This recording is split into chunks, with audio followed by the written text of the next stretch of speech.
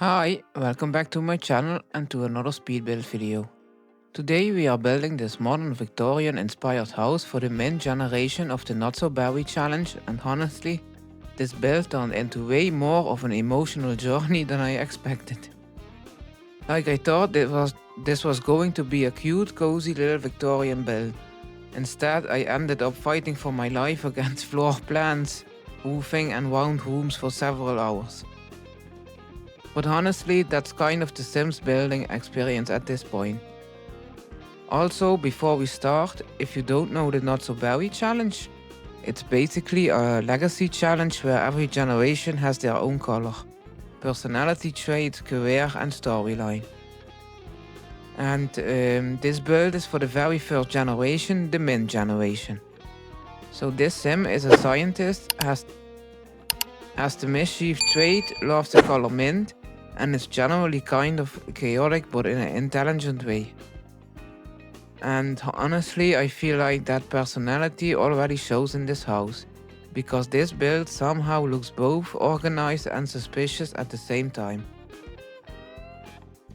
Like, this absolutely feels like somebody who casually invents weird things at 3 AM while forgetting they left food in the microwave. A nutty professor. I love that energy for her, honestly. I also really wanted this build to feel soft and cozy instead of super bright mint green, because I feel like with the mint generation it's very easy to accidentally make your house like toothpaste or mouthwash or a pack of gums, and I wanted to avoid that. So instead I tried using softer sage tones and muted green mixed with whites and woods to keep everything cozy and more realistic. And I'm really happy with how the color palette turned out in the end. You will see that in a bit. I'm struggling with the roof right here. And oh yeah, this house includes CC. Normally I always make builds without CC, but I love to use it. And because I'm going to use this house for my own gameplay, I included it for this build. But yeah, let's go back where we were. I usually struggle so much with colorful builds. Like, my brain naturally wants to make everything neutral. The mint and green really grow on me, so that was nice. Look how cute it is. But the Not So Berry challenge is basically forcing me to use color against my will. Which is honestly probably a good for me creatively. Also, can we talk a bit about Victorian houses for a second? Because why are they simultaneously the prettiest builds ever and also the most stressful things to construct in The Sims? Like, every single time I start, I think, oh, this is going to be so cute, and then roofing starts. You saw me struggle with the roofs? Oh yeah, you don't saw it the whole process, cause I edited it pretty well. But yeah, while roofing this build, I'm questioning every life decision that led me to this moment. Especially because I decided this house needed round towers.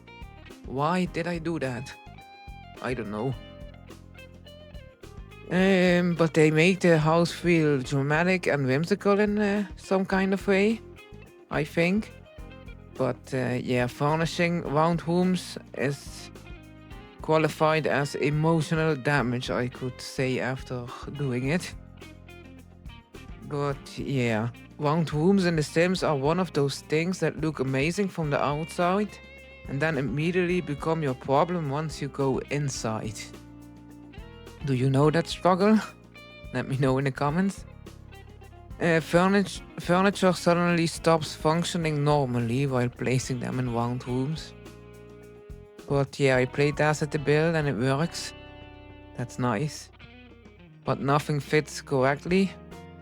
At one point, I genuinely stared at the dining room for like 10 minutes trying to figure out how I fit the dining table I wanted in the first place into that room. wasn't possible, so you will see a bit later that I went for a round dining table. But yeah, the game technically allows round rooms, but emotionally it does not support them. And yeah, the window placing was a struggle also, but it's fine.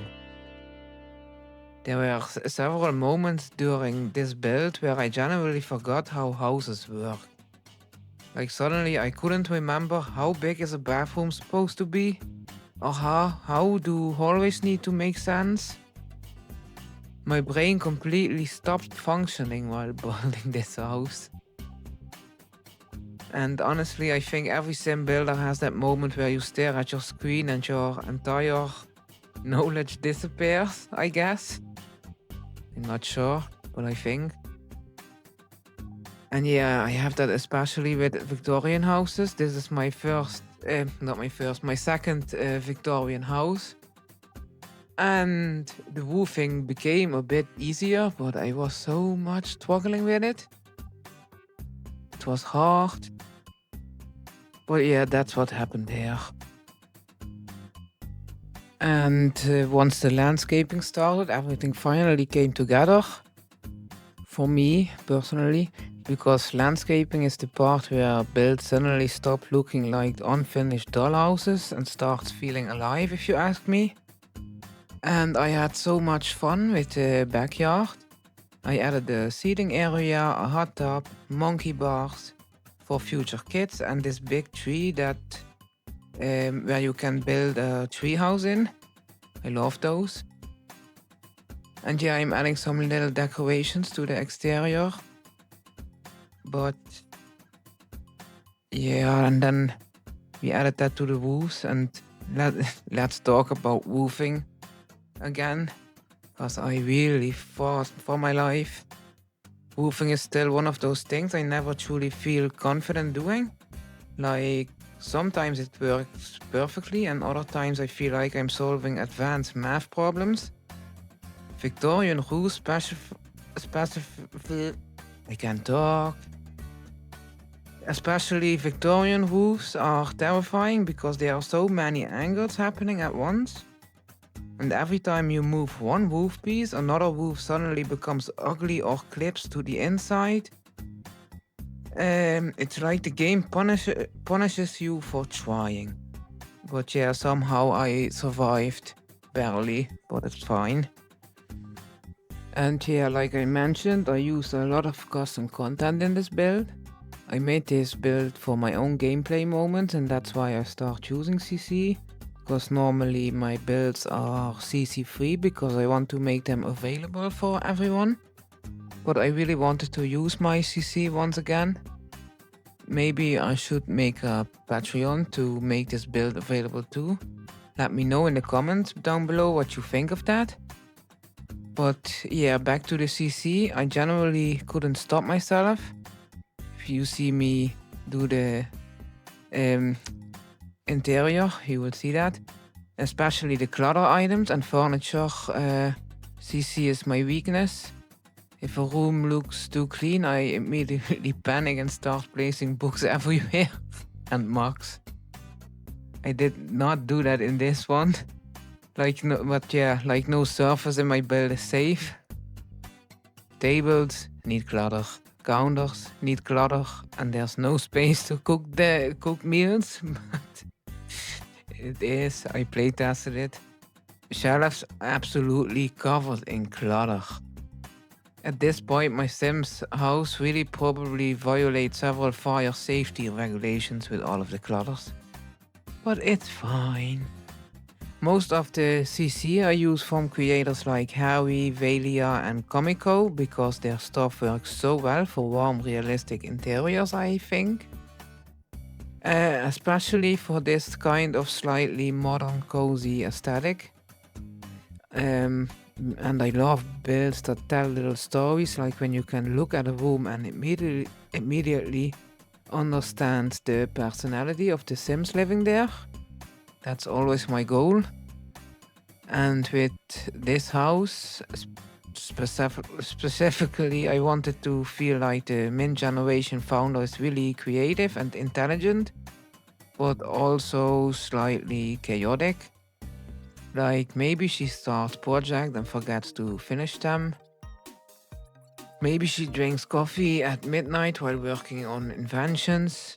Maybe there's always some random weird experiment happening somewhere in the house. That kind of vibe. And I also started planning future gameplay while building, which I do all the time, honestly. Like physically cannot make a house without imagining future storylines. So even though this is technically just for the founder generation, I already made spaces for future kids. They are not decorated for kids yet. But still, I added a game room for future children, because I love family gameplay so much. And yes, I know they don't even exist yet. But yeah, I also made this extra room with moving boxes that can eventually become a nursery or a child bedroom later on, which I thought was such a cute storytelling detail, because I love when houses feel like they grow with the family over time instead of staying completely static forever. I feel like that makes gameplay so much more immersive.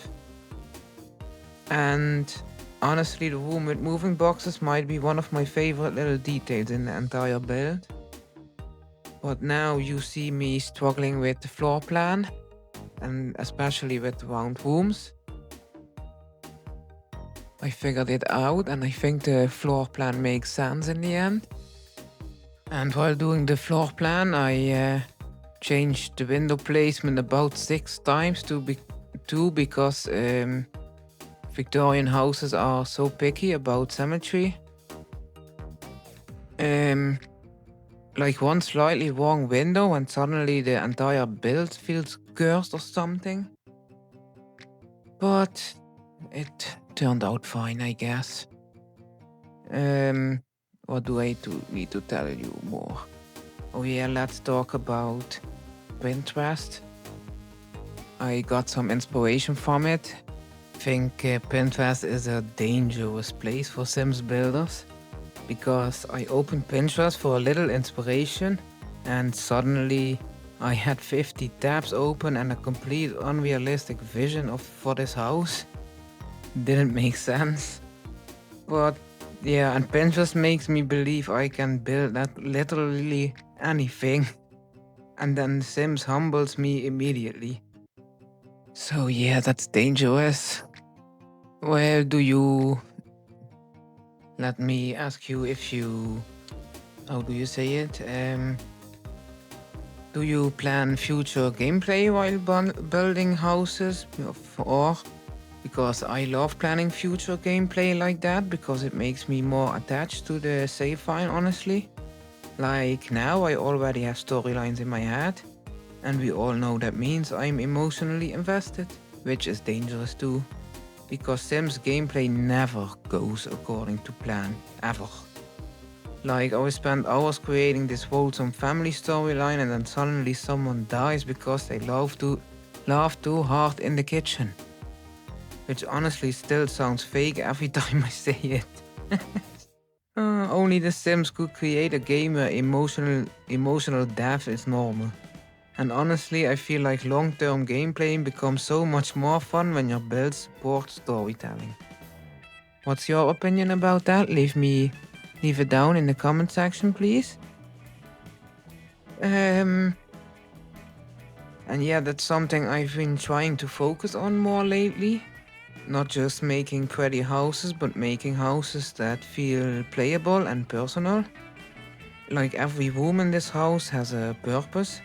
Even the game room already tells a story about the future family they might have. And I think those little details make builds feel more memorable.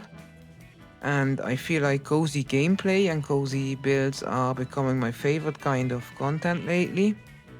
Like there's something so relaxing about slowly decorating rooms while talking about random Sims chaos.